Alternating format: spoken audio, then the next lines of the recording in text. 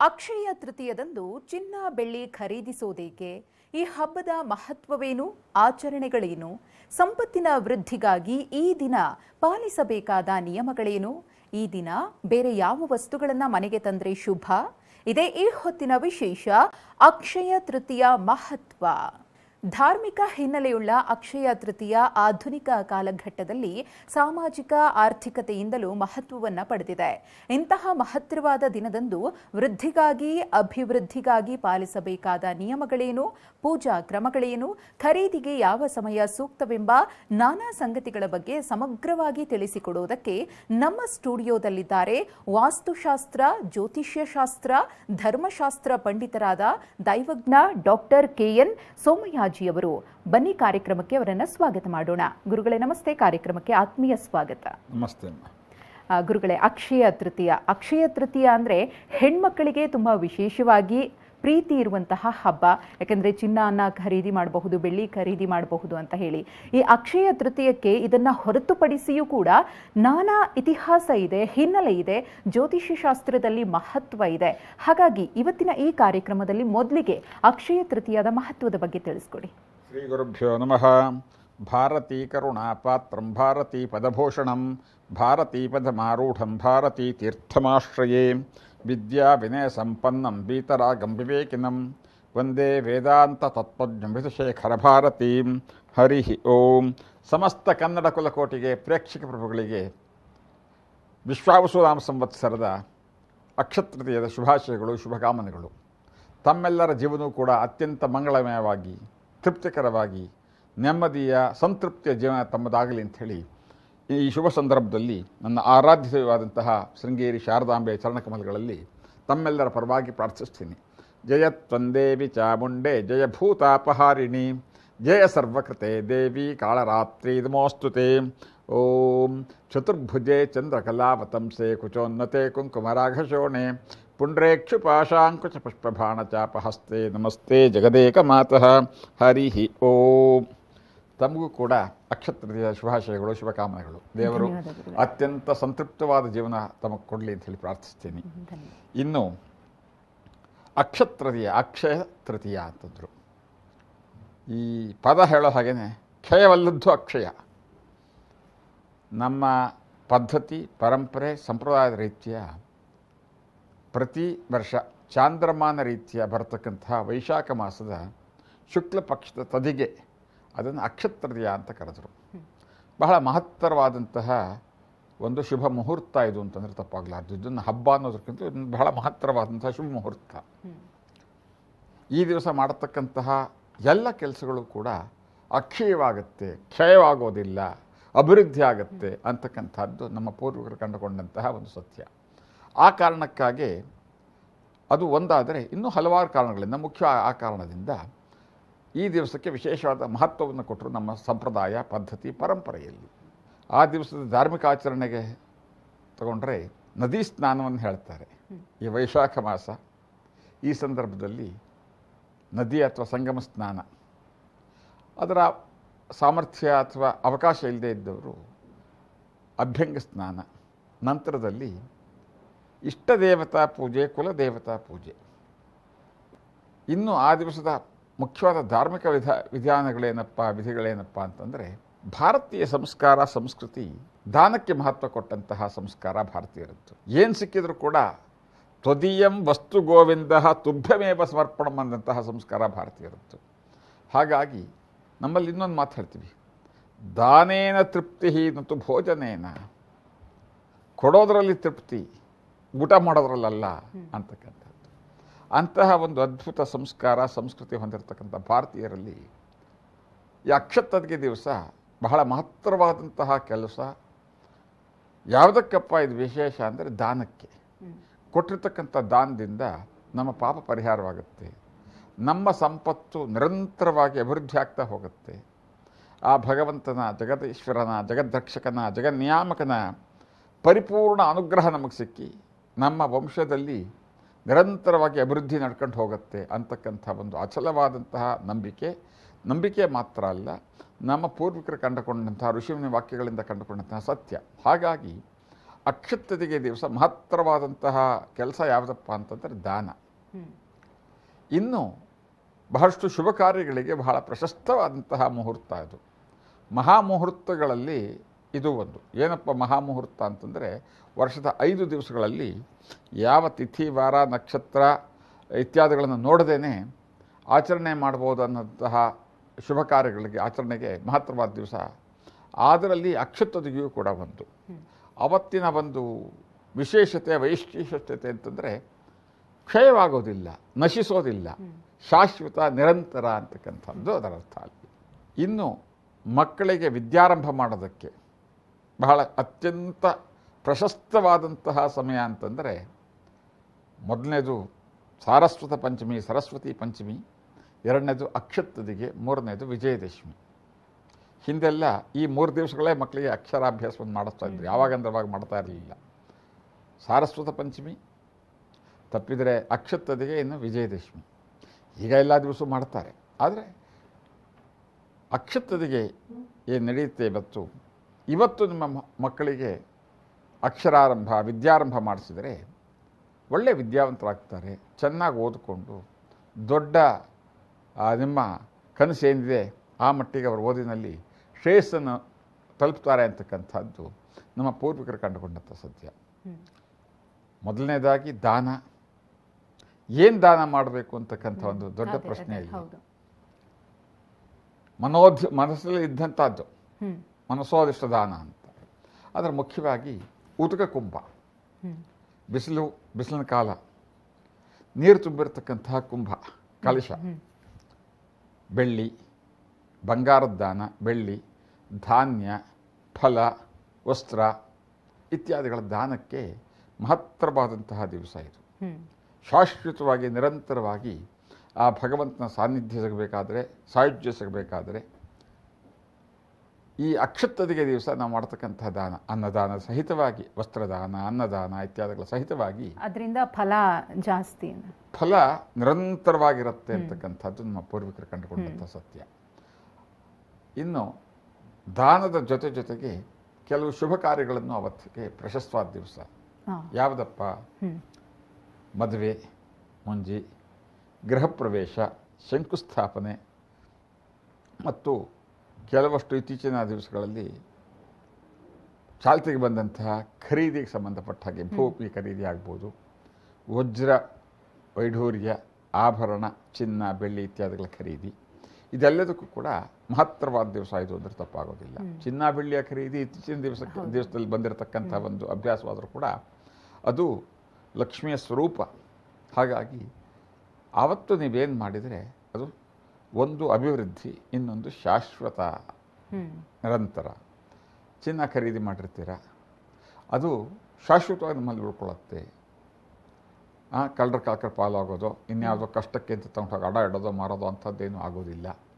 ಆವತ್ತು ನೀವು ಮಾಡಿದರೆ ಅದು ಶಾಶ್ವತವಾಗಿ ಉಳ್ಕೊಳ್ಳುತ್ತೆ ಅಂತಕ್ಕಂಥ ನಮ್ಮ ಹಿರಿಯರು ಕಂಡುಕೊಂಡಂಥ ಸತ್ಯ ಅದು. ಎಸ್ ಗುರುಗಳೇ, ಈಗ ಸಾಮಾನ್ಯವಾಗಿ ವಾಡಿಕೆ ಅಂದರೆ ಚಿನ್ನ ಬೆಳ್ಳಿಯನ್ನು ಖರೀದಿ ಮಾಡೋದಕ್ಕೇ ಜಾಸ್ತಿ ಜನ ಅಕ್ಷಯ ತೃತೀಯದಂದು ಮುಗಿಬೀಳ್ತಾರೆ. ಈಗ ತಾವು ಹೇಳ್ತಾ ಇದ್ರಿ, ಭೂಮಿ ಖರೀದಿ ಇರಬಹುದು, ಬೇರೆ ಬೇರೆ ವಸ್ತುಗಳನ್ನು ಕೂಡ ಖರೀದಿ ಮಾಡೋದಕ್ಕೆ ಇದು ಸುಭಿಕ್ಷವಾದಂತಹ ದಿನ ಅಂತ ಹೇಳಿ. ಅದರ ಜೊತೆಗೆ ಈಗ ಉಳ್ಳವರು ಇರ್ತಾರೆ, ಇಲ್ಲದವರು ಇರ್ತಾರೆ. ಮನೆಗೆ ಆದಷ್ಟು ಕಮ್ಮಿ ಬೆಲೆಯಲ್ಲೇ ಏನನ್ನಾದರೂ ತರಬೇಕು. ದವಸ ಧಾನ್ಯ ಅಂದರೆ ಅತ್ಯುತ್ತಮವಾದದ್ದು ಯಾವ? ದವಸ ಧಾನ್ಯ ಅಂತಕ್ಕಂಥದ್ದು ಅದು ಆಗಾಗ ಖರೀದಿ ಮಾಡ್ತಕ್ಕಂಥದ್ದು, ಅನಿವಾರ್ಯವಾಗಿ ಖರೀದಿ ಮಾಡಲೇಬೇಕಾದಂಥದ್ದು.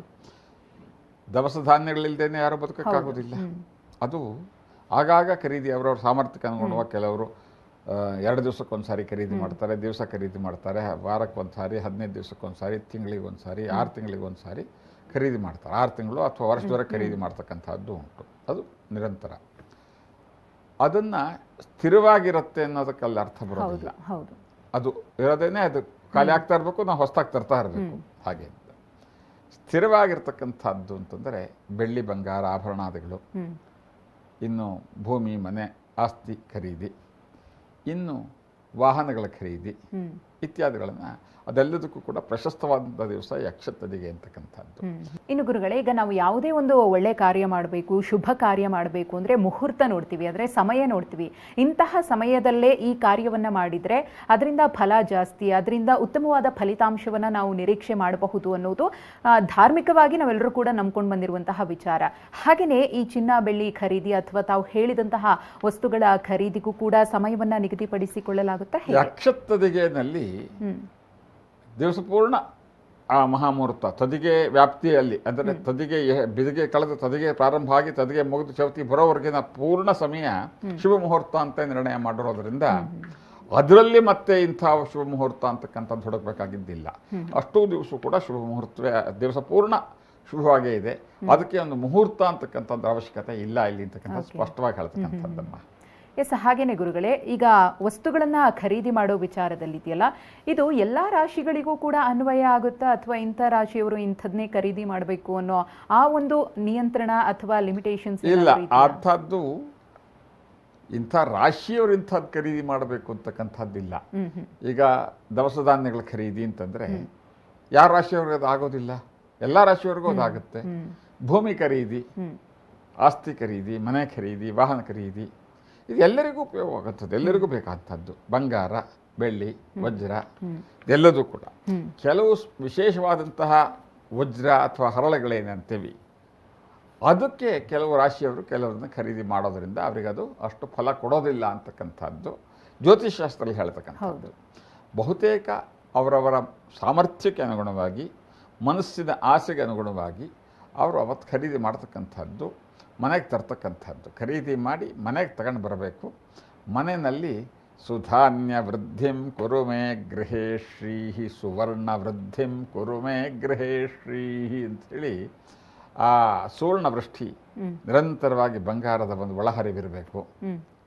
ಸುಧಾನ್ಯ, ಧನಧಾನ್ಯಗಳು ತುಂಬಿರಬೇಕು, ಧಾನ್ಯಗಳಿಂದ ತುಂಬಿರತಕ್ಕಂಥ ಮನೆ ಆಗಬೇಕು.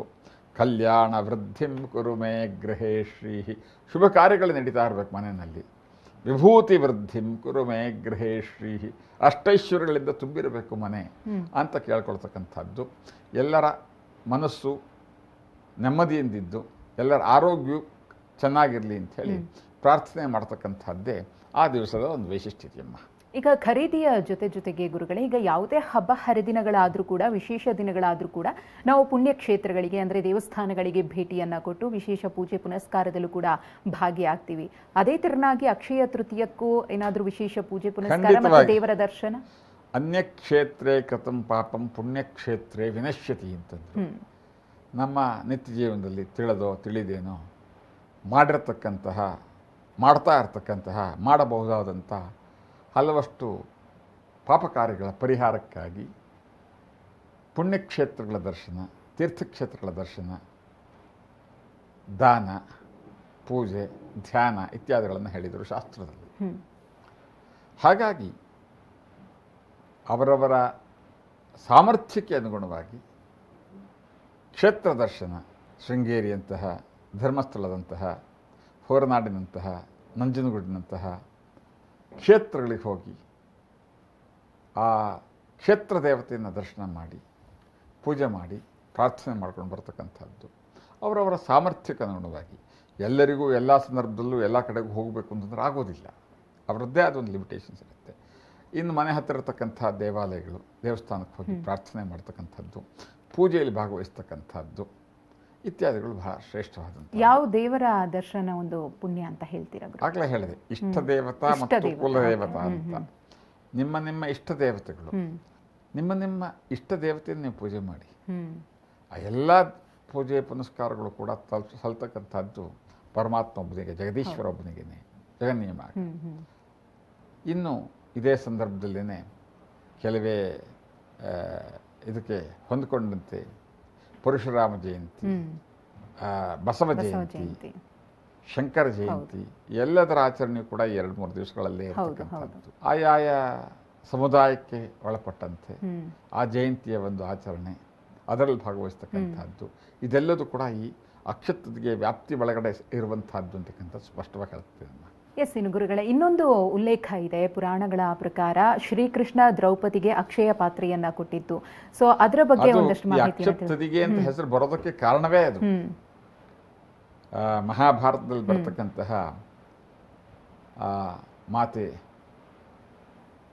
ದ್ರೌಪದಿ, ಆ ದ್ರೌಪದಿಯನ್ನು ಪಂಚಕನ್ಯರಲ್ಲಿ ಒಬ್ಬಳು ಅಂತ ಕರೀತಾರೆ ನಮ್ಮ ಪದ್ಧತಿಯಲ್ಲಿ. ಅಹಲ್ಯ, ದ್ರೌಪದಿ, ಸೀತಾ, ತಾರಾ, ಮಂಡೋದರಿ ತಥಾ ಪಂಚಕನ್ಯಾಸ್ಮರೆ ನಿತ್ಯ ಮಹಾಪಾತಕ ನಾಶನಂ ಅಂತಂದ್ವಿ. ಆ ದ್ರೌಪದಿಗೆ ಆ ಜಗನ್ನಿಯಾಮಕ ಜಗದ್ರಕ್ಷಕನಾದಂತಹ ಶ್ರೀಕೃಷ್ಣ ಪರಮಾತ್ಮ ಅಕ್ಷಯ ಪಾತ್ರೆಯನ್ನು ಕೊಟ್ಟು ಆಶೀರ್ವಾದ ಮಾಡತಕ್ಕಂತಹ ಒಂದು ಶುಭ ಸಂದರ್ಭ ಅದು.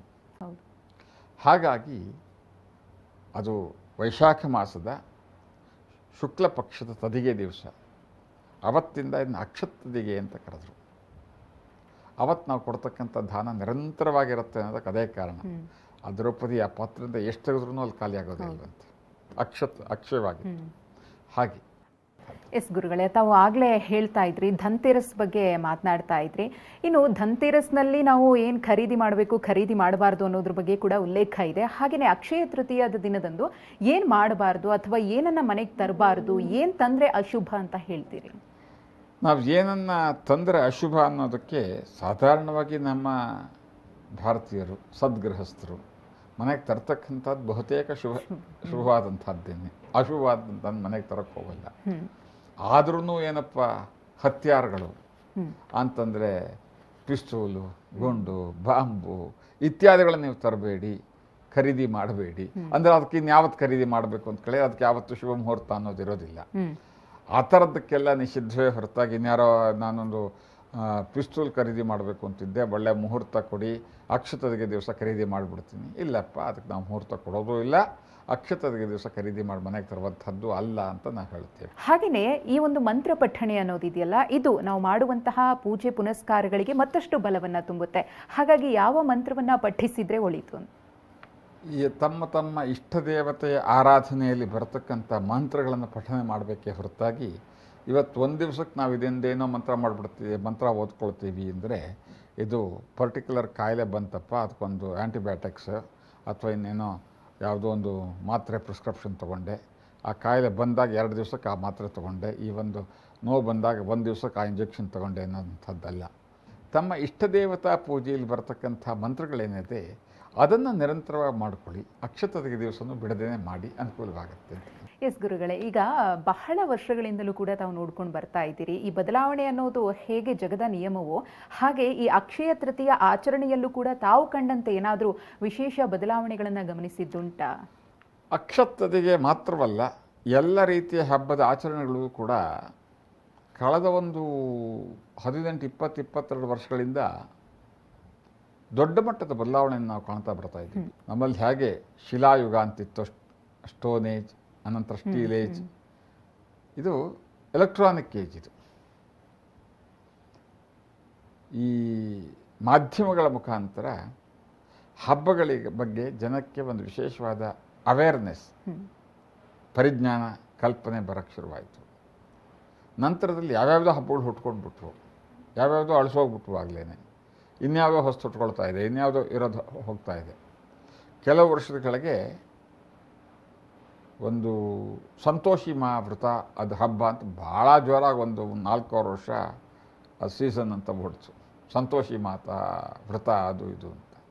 ಈಗ ಅದ್ರ ಬಗ್ಗೆ ಎಲ್ಲೂ ಕೇಳಿಸ್ತಾ ಇಲ್ಲ. ಅದೇ ರೀತಿಯಲ್ಲೇ ಬೇರೆ ಬೇರೆ ಹಬ್ಬಗಳು ಹುಟ್ಕೊಳ್ಳುತ್ತವೆ, ಬೇರೆ ಬೇರೆ ರೀತಿಯ ಇದನ್ನು ಹುಟ್ಕೊಳ್ಳುತ್ತೆ. ಒಂದು ಕಾಲದಲ್ಲಿ ಕೆಲವು ಹಬ್ಬಗಳು ಕೆಲವು ಸಮುದಾಯಕ್ಕೆ ಮಾತ್ರ ಸೀಮಿತವಾದಂಥದ್ದಾಗಿದ್ದು, ವ್ರತದಲ್ಲಿ ರೂಪದಲ್ಲಿರ್ತಕ್ಕಂಥದ್ದು. ಆ ಹಬ್ಬ ಇವತ್ತು ಬಹಳ ದೊಡ್ಡದಾಗಿ ಬಹುತೇಕರು ಆಚರಣೆ ಮಾಡ್ತಕ್ಕಂಥ ರೀತಿಯಲ್ಲಿ ಇದೆ ಇದು. ಇನ್ನು ಕೆಲವು ಹಬ್ಬಗಳು ಅದರದ್ದು ಕೇಳೇ ಇರ್ತಿರಲಿಲ್ಲ, ಅವೆಲ್ಲ ಬಹಳ ದೊಡ್ಡ ಹಬ್ಬವಾಗ್ಬಿಟ್ಟಿದೆ ಇವಾಗ. ಉದಾಹರಣೆಗೆ ವರಮಹಾಲಕ್ಷ್ಮಿ ವ್ರತ, ಪ್ರಾಂತೀಯವಾಗಿ ಒಂದಷ್ಟು ಜನ ಅದರ ಆಚರಣೆ ಮಾಡ್ತಿದ್ರು.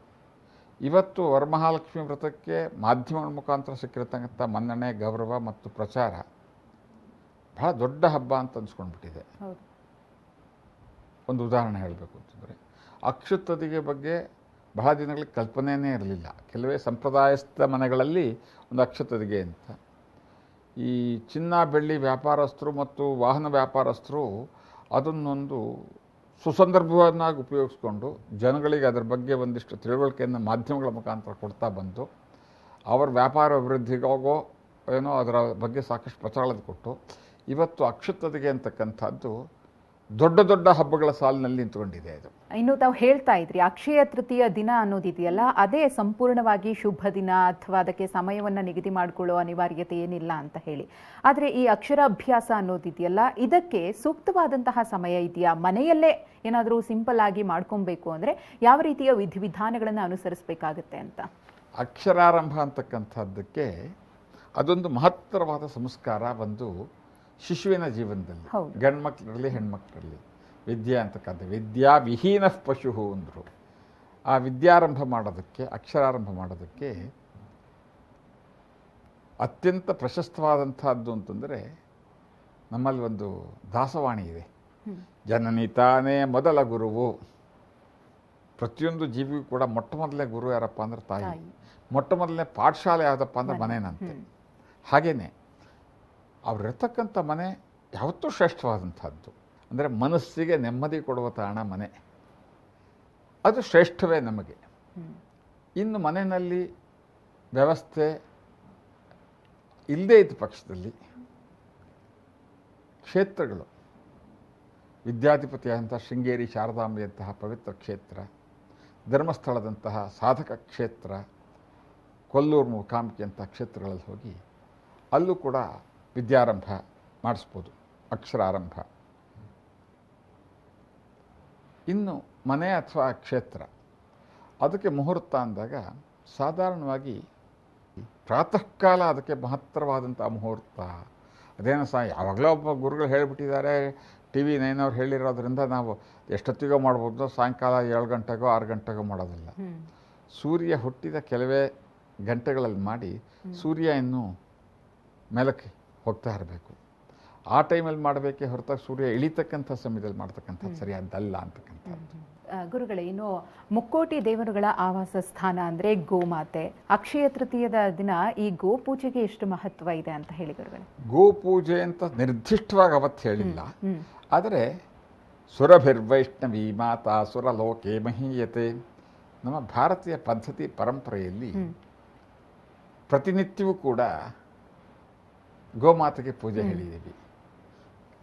ಬೆಳಗಾಗೆದ್ದು ಹೇಳ್ತಕ್ಕಂಥದ್ದೇ ಕಪಿಲಂ ದರ್ಪಣಂ ಭಾನುಂ ಭಾಗ್ಯವಂತಂಚ ಭೂಪತಿಂ ಆಚಾರ್ಯಂ ಅನ್ನದಾತಾರಂ ಪ್ರಾತಃ ಪಶ್ಯೇ ಪತಿವ್ರತಾಂ ಅಂತ ಹೇಳಿದವರೇ ಹೋಗ್ತಕ್ಕಂಥದ್ದು ಗೋಶಾಲೆಗೆ, ಹಸುವನ್ನು ಕಟ್ಟಿರ್ತಕ್ಕಂಥ ಜಾಗಕ್ಕೆ. ಅಲ್ಲಿ ಹೋಗಿ ಆ ಗೋಮಾತೆಯ ದರ್ಶನ ಮಾಡಿಕೊಂಡು ಸಾಧ್ಯವಾದ್ರೆ ಸೇವೆ ಮಾಡಿ. ಸೇವೆ ಅಂದರೆ ಏನು, ಒಂಚೂರು ಹುಲ್ಲು ಹಾಕೋದು, ಮೈಕೈ ಸವರ್ಬಿಟ್ಟು ಆ ಗೋಮಾತೆಯ ಒಂದು ಸೇವೆ ಮಾಡಿ ಬರ್ತಕ್ಕಂಥದ್ದು. ಹಾಗಾಗಿ ಅದು ಯಾವತ್ತೂ ಇರ್ತಕ್ಕಂಥದ್ದೇನೆ. ಅದು ಯಾವತ್ತೂ ಆ ಒಂದು ಗೋಮಾತೆ ಸೇವೆ. ಅಕ್ಷತದಿಗೆ ದಿವಸ ಇನ್ನೂ ವಿಶೇಷವಾದಂಥದ್ದು. ಹೌದು, ಖಂಡಿತ. ಅವತ್ತು ಇದನ್ನೇ ಮಾಡಲೇಬೇಕು ಅಂತಕ್ಕಂಥ ಸಂಪ್ರದಾಯ ಪ್ರಾಂತೀಯವಾಗಿ ನಮ್ಮಲ್ಲಿ ಭಾರತೀಯರ ಒಂದು ವೈಶಿಷ್ಟ್ಯತೆಯಿಂದ ಏನು ಅಂದರೆ, ಕೆಲವು ಪ್ರಾಂತ್ಯಗಳಲ್ಲಿ ಅಕ್ಷತದಿಗೆ ದಿವಸ ಗೋದಾನ ಮಾಡ್ತಕ್ಕಂಥದ್ದು, ಗೋ ಪೂಜೆ ಮಾಡ್ತಕ್ಕಂಥ ಇವೆಲ್ಲ ಉಂಟು. ವಿವಿಧತೆಯಲ್ಲಿ ಏಕತೆಯನ್ನು ಕಂಡಂತಹ ಭಾರತೀಯರಲ್ಲಿ ಪ್ರಾಂತೀಯವಾಗಿ ಹೋದರೆ ಬೇಕಾದಷ್ಟು ಇಂಥ ಆಚರಣೆಗಳನ್ನು ನಾವು ಕಾಣ್ಬೋದು. ಹೌದೌದು. ಗುರುಗಳೇ, ಕೊನೆಯದಾಗಿ ಏನು ಹೇಳ್ತೀರಿ ಅಂತ ಈ ಶುಭ ದಿನದಂದು ನಮ್ಮ ವೀಕ್ಷಕರಿಗೆ ನಿಮ್ಮ ಸಂದೇಶ? ನನ್ನ ಶುಭ ಸಂದೇಶವೇನಪ್ಪ, ಅಕ್ಷತದಿಗೆ ಅಂತಕ್ಕಂಥದ್ದು ಕೇವಲ ಬಂಗಾರ ಖರೀದಿ ಮಾತ್ರ ಸೀಮಿತವಾದಂಥದ್ದಲ್ಲ. ಅದು ಬಹಳ ಮಹತ್ತರವಾದ ದಿವಸ. ಆ ಭಗವಂತನ ಜಗದ್ರಕ್ಷಕನ ಅನುಗ್ರಹ ಪಾತ್ರಕ್ಕಾಗಿ ಅವತ್ತು ದಾನ ಮಾಡತಕ್ಕಂಥದ್ದು ಅತ್ಯವಶ್ಯಕ. ಜೊತೆಗೆ ಶುಭ ಕಾರ್ಯವಾದಂಥ ಅಕ್ಷರಾರಂಭ, ದಾನ ಇತ್ಯಾದಿಗಳನ್ನು ಮರೀದೆ ಮಾಡಿ ದೇವತಾ ದರ್ಶನವನ್ನು ಮಾಡಿ ತಮ್ಮೆಲ್ಲರ ಜೀವನವೂ ಕೂಡ ಅತ್ಯಂತ ತೃಪ್ತಿಕರವಾದ, ನೆಮ್ಮದಿಯಾದ, ಆರೋಗ್ಯಪೂರ್ಣ ಜೀವನ ತಮ್ಮದಾಗಲಿ ಅಂಥೇಳಿ ಮತ್ತೊಮ್ಮೆ ಹೇಳಬಯಸ್ತೀನಿ. ಸಮಸ್ತ ಸನ್ಮಂಗಳಾನಿ ಭವಂತು. ಹರಿ ಓಂ. ಓಕೆ ಗುರುಗಳೇ, ಇದುವರೆಗೂ ಕೂಡ ಆ ಕಾರ್ಯಕ್ರಮದಲ್ಲಿ ಭಾಗಿಯಾಗಿ ಅಕ್ಷಯ ತೃತೀಯದ ಬಗ್ಗೆ ಸಾಕಷ್ಟು ವಿಶೇಷ ಮಾಹಿತಿಯನ್ನು ನಮಗೆ ತಿಳಿಸ್ಕೊಟ್ಟಿದ್ದಕ್ಕೆ ಧನ್ಯವಾದ ತಮಗೆ. ಹರಿ ಓಂ. ವೀಕ್ಷಕರೇ, ಇದಾಗಿತ್ತು ಈ ಹೊತ್ತಿನ ವಿಶೇಷ ಕಾರ್ಯಕ್ರಮ. ನಿರಂತರ ಸುದ್ದಿಗಾಗಿ ನೋಡ್ತಾ ಇರಿ TV9.